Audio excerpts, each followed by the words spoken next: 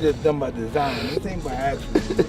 And I can't believe you guys would think that I want to train in this place. We were just talking about heaters. I told him this earlier. I said we gotta get some heat in. I know we're gonna have to get some heat in. Phoenix and Las Vegas, I seen the heat. When you're on the plane, we went to Phoenix because hell was booked. You know what I mean? You know, in training camp and in life, when times get hard, I've been blessed to be around people that are older than me and live longer than me, which means that they're wiser than me. And I listen, and they give me experience and valuable assurance that life is tough. So when it gets tough in my journey, believe me, I'm not the only one going through it. So it keeps my head high, my feet on the ground, and I keep striving because we're here once. I need this, come on. I need this. Hey. Come on, just like that. Don't go like this, go like. And again, pop that long jab. There you go, and again. There you go. Beautiful, pop that long one too. Open your throat. Well, you break him, unpredictable. Exactly, Mike! Beautiful, roll, Mike! Excellent, excellent. Complete game, beautiful game, complete. There's nothing to say. Anthony Joshua just gained the ultimate weapon as Mike Tyson arrives in camp, changing the entire atmosphere before his career-defining clash with Tyson Fury. Come on. Come on, come on, come on. Tyson, once critical of Joshua's lack of elusiveness, is now building a new foundation in him to become sharper, smarter, and harder to hit against Fury. Foundation that made him more elusive. You know what I mean? The more elusive, he throws his punches with just bad intentions. And I used to believe the consistency of the hard punches to the body, to the head, what he's capable of doing. Working with the legend, Joshua feels renewed confidence, revealing how this motivation has made him feel alive, different, and ready to conquer Fury in their battle. Listen now, man. I come in here first, I was a bit skeptical first. I've had a good camp in Sheffield, right? So it's kind of upsetting a good pattern. So I come in here, you've never boxed in here before, you're gonna spar in here, and you haven't kind of, any gym you go into, even if you're sparring your opponent or your sparring partner, the gym's got some character and atmosphere. You can just feel the energy that's been in there before. This gym just felt like empty. It didn't have the life in it, but now I feel like having the first session in here, it's good because like you kind of take the cobwebs away, you bring some life to the gym, you get familiar with the canvas and all that. It's important, you know. Much more is expected from this powerful collaboration, but the latest developments surrounding Joshua's fight with Fury are already creating massive excitement worldwide. So it makes it an interesting fight. We're all going to have an opinion on who wins, who loses, and we're not going to find that out until November, hopefully, when we get this fight over the line. It's a very good segue into when we believe this fight is going to be. Now, the direction of travel that they're talking about next week, when Turki Al-Sheikh, Spencer Brown, Frank and George Warren, Eddie Hearn, Frank Smith, they all sit around the table. Netflix, Seller, maybe Dana White, who's going to have some involvement. He's still saying that Zuffa Boxing are going to have some involvement of it. All arrows are pointing across the pond at the moment, and we're going to take your calls on this as well tonight. The venue for this massive fight is already creating heated debates, with Gareth A. Davies revealing the possibility of a November date for the showdown. Joining the discussion is Spencer Oliver, who believes staging this historic battle in America would be a major disappointment for British fans. According to him, the fight carries deep British significance and deserves a home stage where supporters can witness the moment live.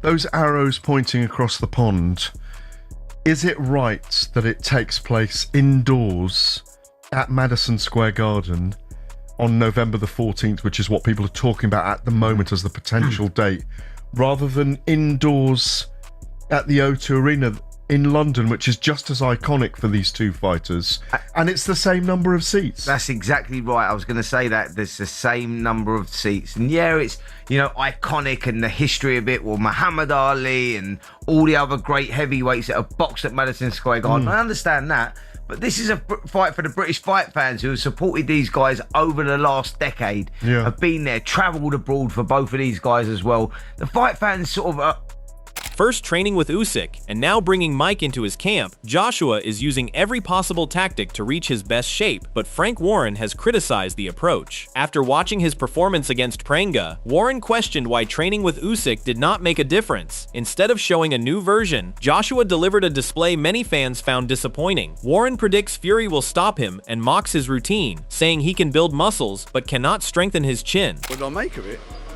Look,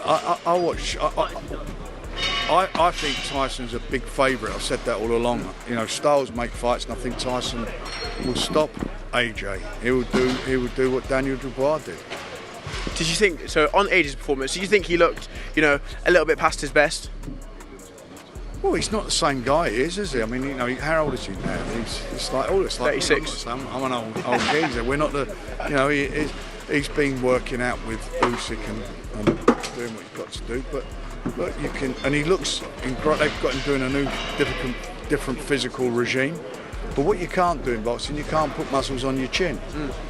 Similarly, Teddy Atlas believes Fury enters the fight with a major advantage after analyzing Joshua's performance against Pringa. The experienced trainer feels the bout could expose weaknesses in Joshua's game, especially against Fury's unusual movement, size, and unpredictable style. Atlas questions whether Joshua can make the necessary adjustments when facing a fighter who creates problems from different angles. His comments have added more pressure on Joshua to prove he can overcome Fury's unique challenge. I believe that the way I saw Joshua early in the fight, how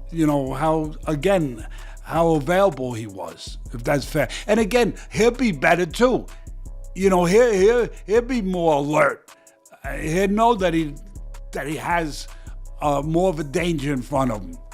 But I just think that the hand speed, the length, the ability of Fury, the legs, to be on the outside, that maybe he could get to Joshua before Joshua could get to him.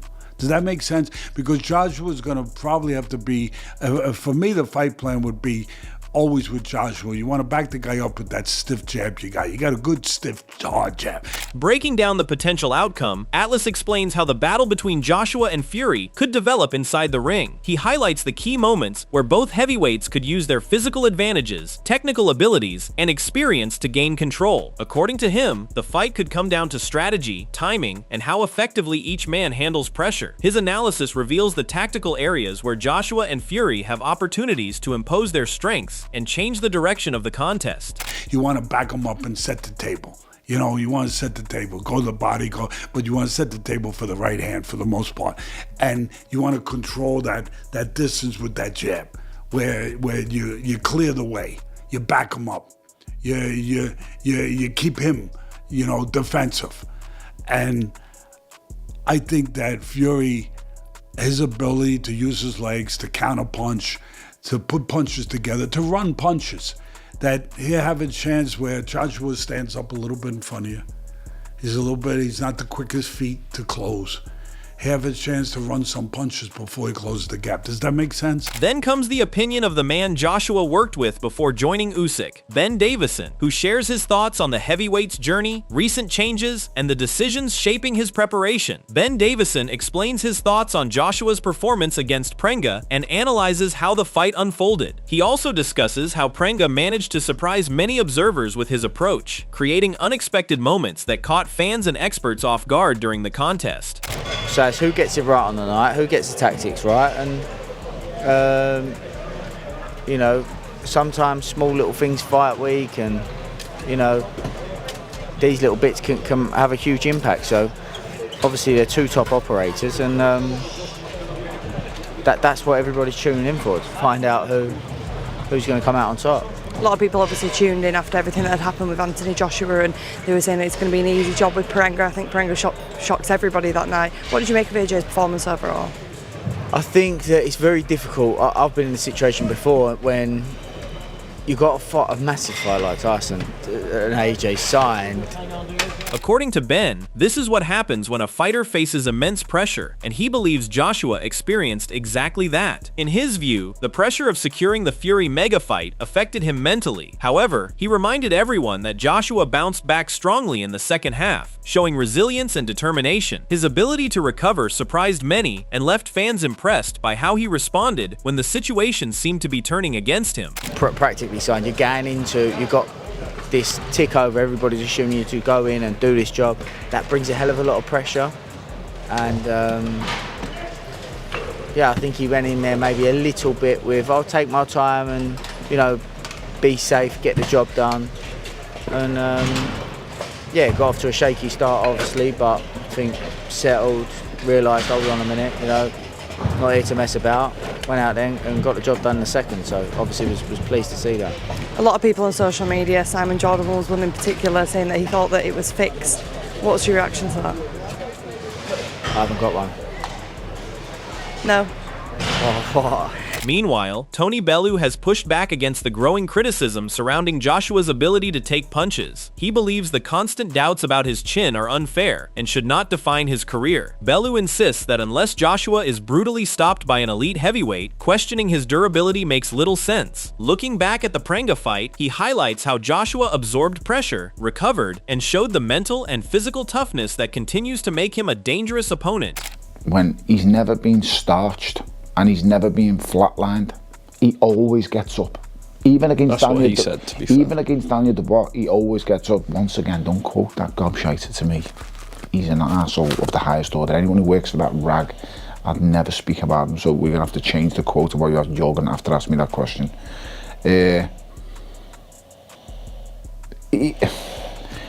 He's people. I've seen something on social media, and they were saying, oh, his chin, or he's short, or he's this, or he's that. The fact that he gets up shows you there's absolutely nothing wrong with his chin.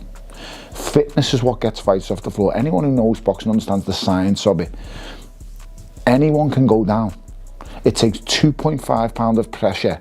Additionally, Tony Bellew believes Joshua deserves credit for accepting the challenge of facing Fury when many others would avoid it. He explains that fighters know the problems Fury creates inside the ring, but Joshua still has the tools to cause serious damage. According to Bellew, outpointing Fury over 12 rounds would be a difficult task, so Joshua must look for a defining moment. He believes a dramatic knockout could be the path to victory. To the list of the other heavyweights.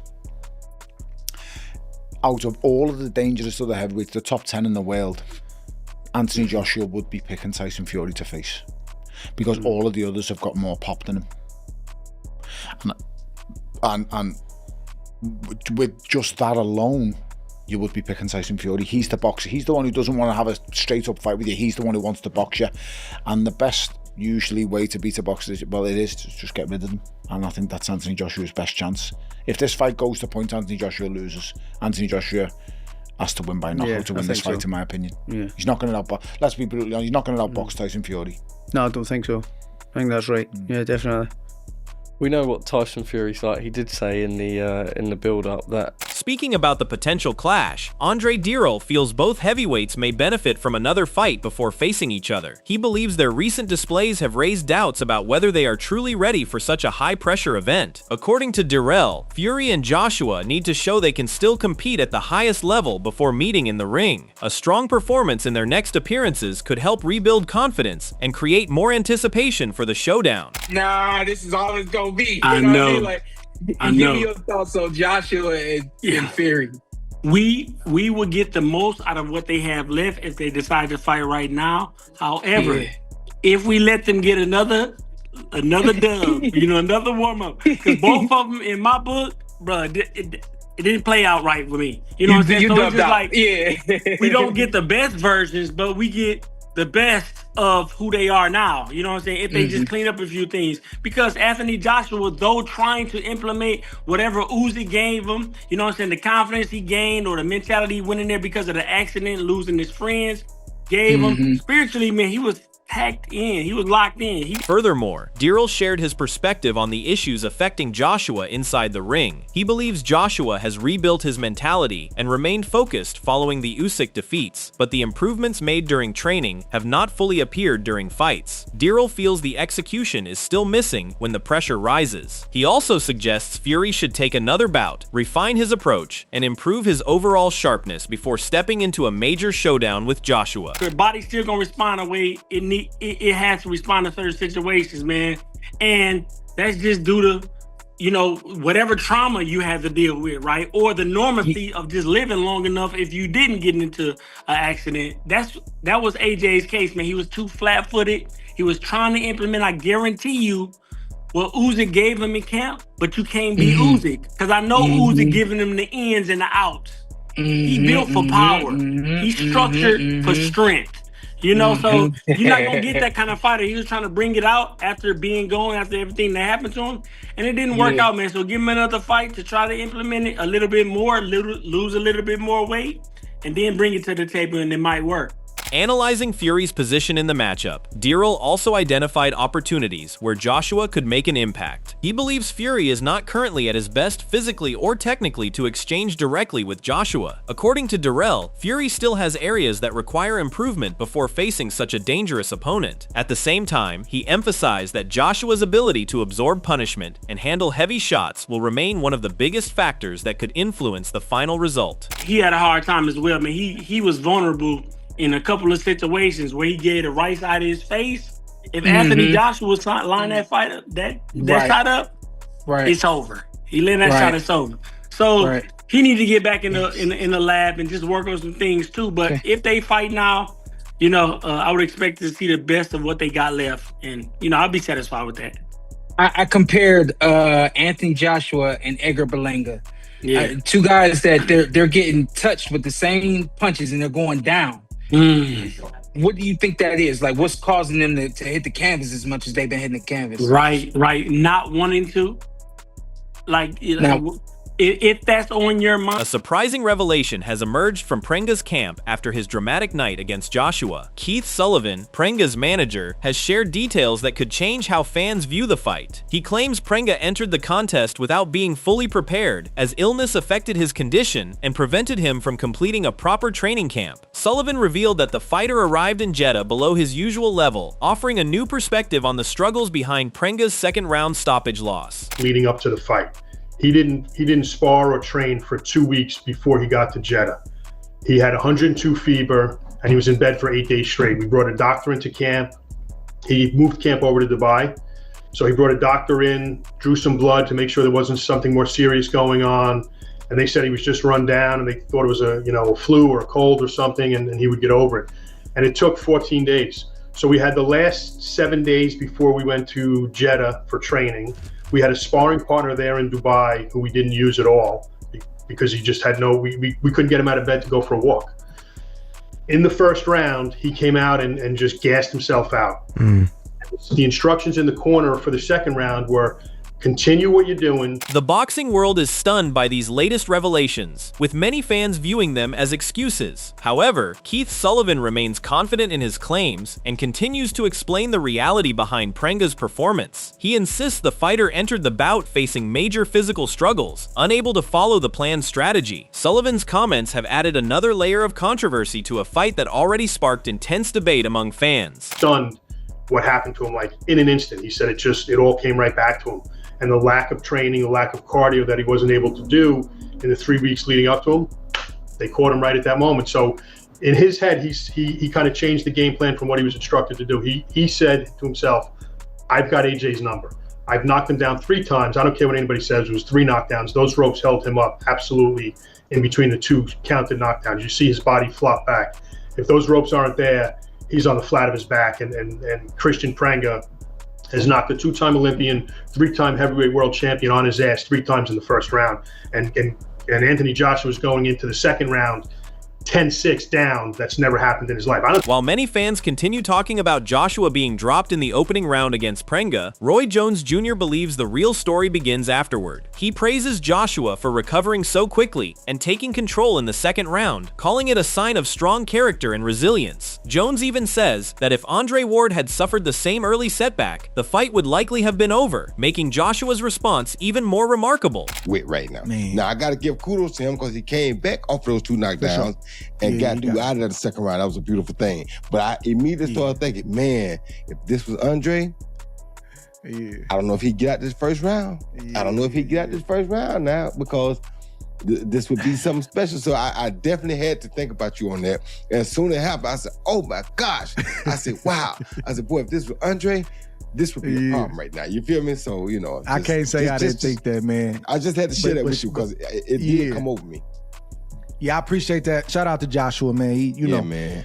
He may go down, but he gonna always get up if he can. He got a lot of heart, man, and I got a lot of respect for him, man. And I want the Fury fight to happen. I think it got to happen right now, just given where they are in their careers. Alexander Usyk has offered his prediction after closely following Joshua's recent progress. Having shared the ring with him twice, Usyk believes this heavyweight clash will not last the full distance. He expects the contest to end by knockout rather than the judges' scorecards. Usyk also believes Joshua still possesses the power and determination to change a fight instantly, warning that underestimating him could prove to be a costly mistake for Fury. Very last thing, when Anthony Joshua fights Tyson Fury, I know you think Joshua will win, but how? What does the fight look like? Knock him out. 6 rounds. AJ. Ooh. The Joshua vs. Fury story is getting more intense with every new revelation, and the questions keep growing. From training changes to expert predictions and unexpected details from Pringa's camp, the heavyweight world is watching closely. What do you think will happen when these two giants finally meet? Share your prediction below, and don't forget to subscribe for more boxing updates.